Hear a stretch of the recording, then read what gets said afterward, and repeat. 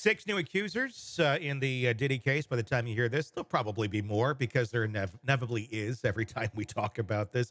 But the six we're talking about right now are the ones that Tony Busby has brought forward. Four of them men, two of them women, all with different accusations ranging from sexual assault in a Macy's department store by Diddy, all the way to at his parties and so forth. There's a lot to unpack in this. Joining me to discuss, Shavaun Scott, psychotherapist and author. Let's just start with this. People already know about Diddy. They know about the accusations against him. They know about the patterns of behavior and such.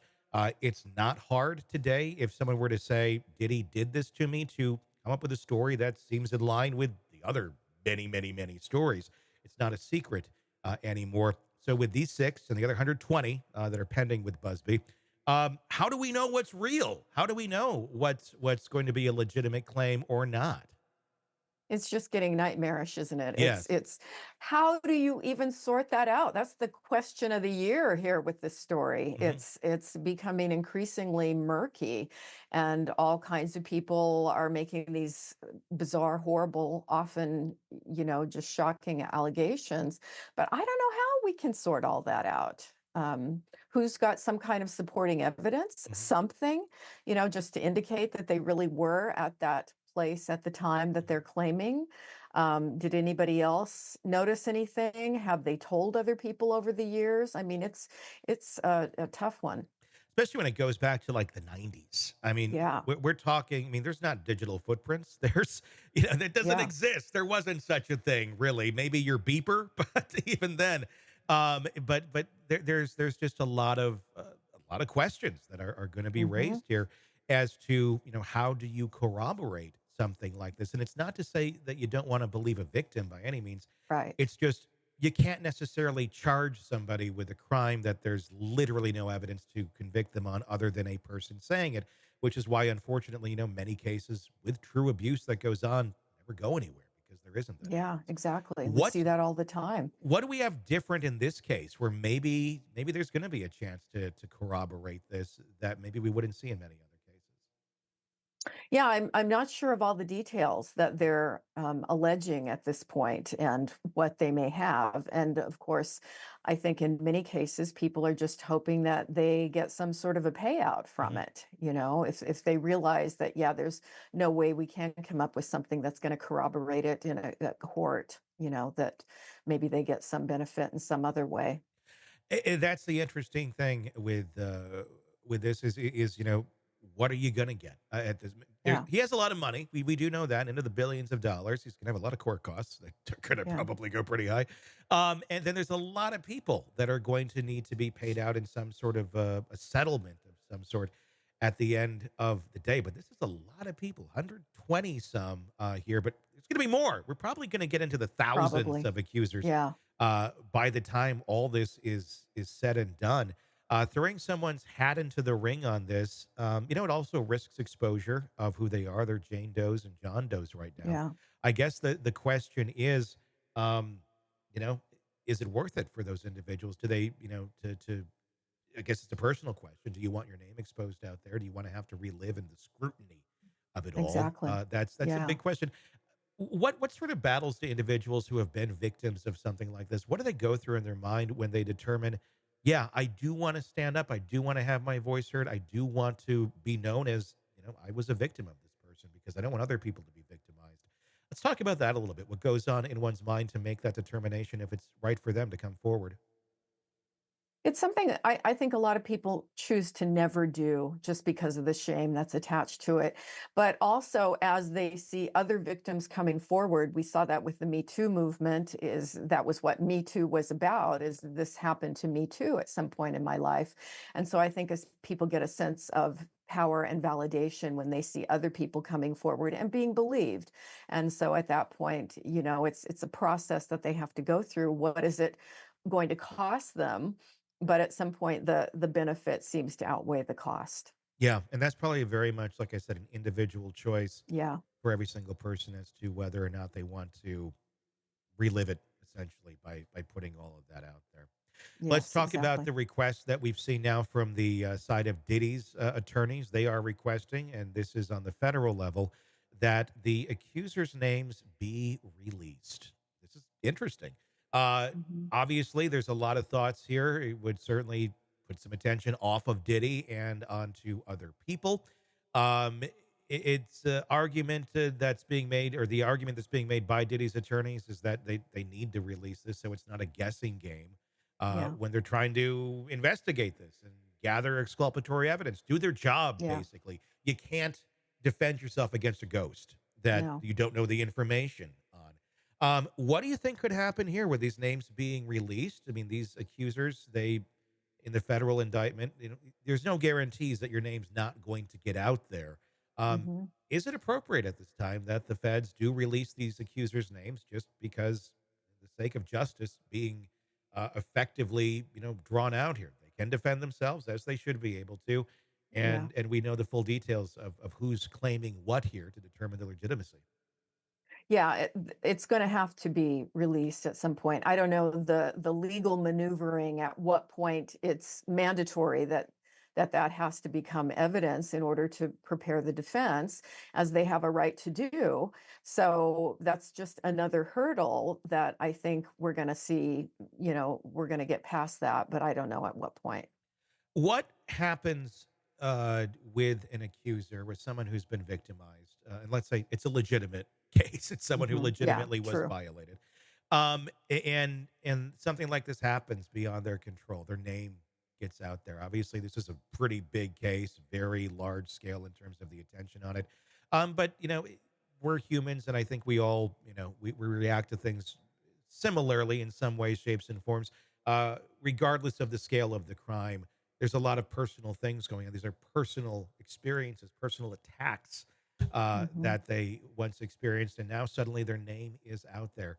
How do people cope with that? What have you seen in your practice, in your life, with people you've dealt with who have dealt with similar type things and being exposed as a victim when they may not necessarily have wanted their name to ever get out there? Right. Yeah, I think it's the sense of shame is the big one that people struggle with. What did I do that, as people will question themselves, how did I get myself into this situation? And very often in these cases, it's absolutely nothing that they did, but they will blame themselves. Why did I go to that party? Why did I hang out with that person? Why did I drink too much? And, those kinds of things, they sort of have to come to a sense of peace about, talk it through, and realize that, when there's a perpetrator around who's dangerous and predatory, people just aren't safe. And it's not a matter most of the time of them doing anything wrong per Mhm. se. What would you say, and this is not my opinion, I want to preface this, but I hear this a lot out there, uh, from a psychological standpoint, to the people out there who are, armchair quarterbacking this, and, kind of shaming some of the victims to a certain extent, saying, well, you went to the party, you chose to Yeah. go to the party, you Yeah. drank at the party, Yeah. take drugs out of it. Let's say you got trashed at the party and you You knew you just were getting trashed. alcohol. And then they Yeah. find Hmm. themselves in this very compromising position, say something actually then did happen to them. Um, we've seen it out there. Again, not my words, but people saying, you knew what you were getting into. Sure. What do you say to that? Yeah, it's a hard one, and I think that's where people need support, and they need to hear from other people that nobody asked to be victimized. Mhm. And lots of people do go to parties, they do drink, and when bad things happen, they're usually the first ones to blame themselves, Mhm. which is why they don't talk about it for Mhm. many years or ever in a lot of cases. It's just very, very hard to get past that, and I think that's the important shift we've seen in the culture with not blaming rape victims. We used to ask people in court, what were you wearing the night that this happened? And the oldest client I've ever worked with who had been raped was an 89-year-old woman in her own home in the middle of the day. So it's just an unfortunate thing that goes with being victimized is, oh my God, did I do something to cause this? Yeah, like, And in truth, nobody wants to yeah, be sexually violated. no, certainly not. Um, let's talk about grooming. let's talk about Diddy's influence on younger people. I mean, he had television shows about it, making Yeah.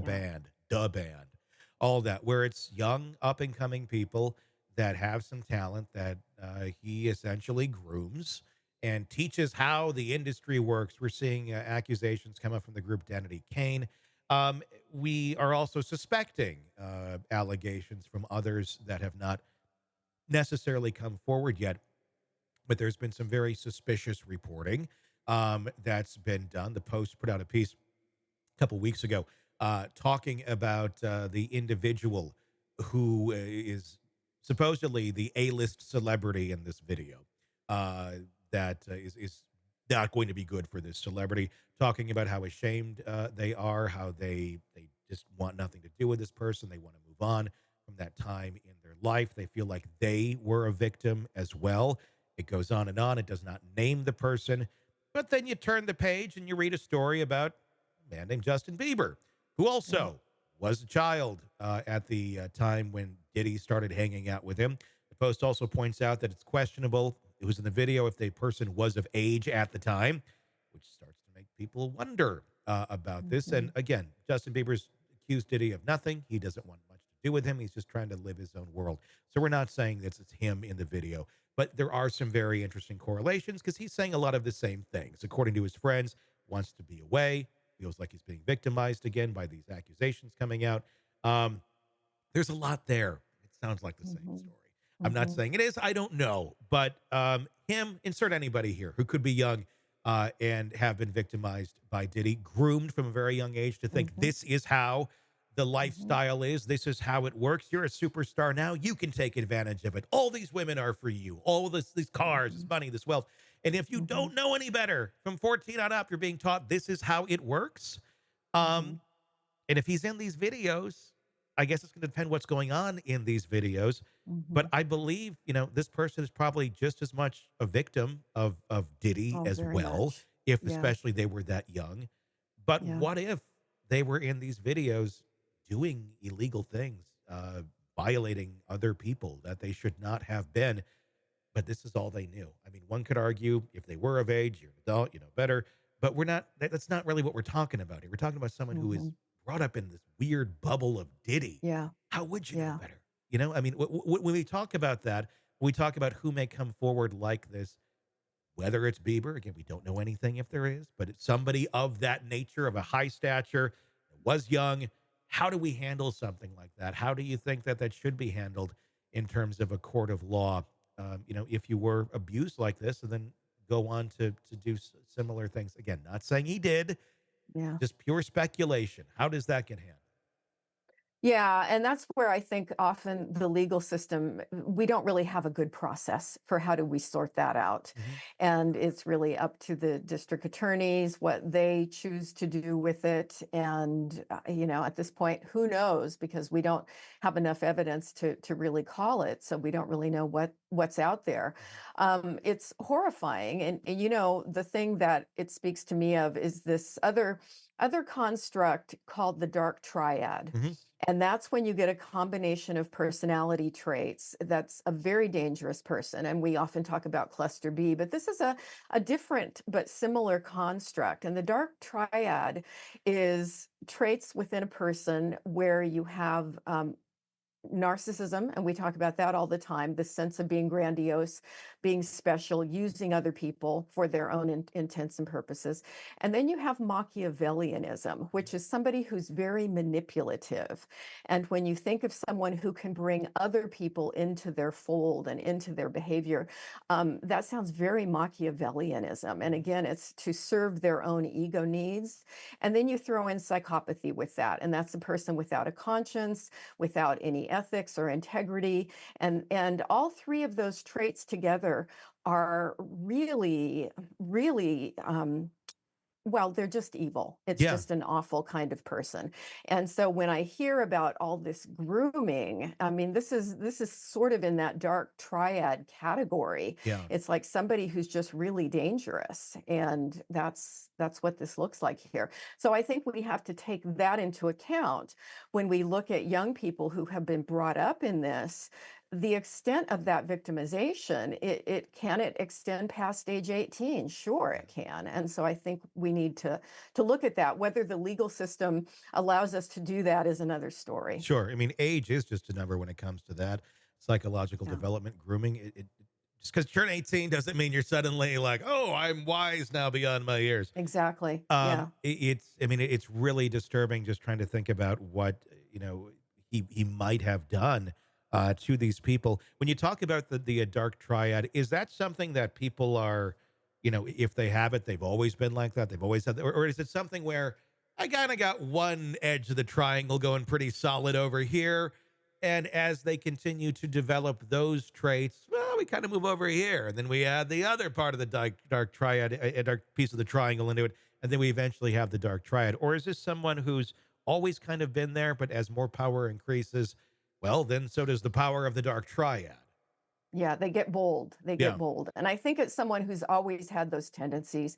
And these are tendencies that, are starting to develop at 7, 8, 9 years old, because we certainly see in normal people who develop empathy, they have empathy. They Mhm. care about other people at really early age. I mean, that starts to develop in preschool. So this is a person where something just really went off kilter early on.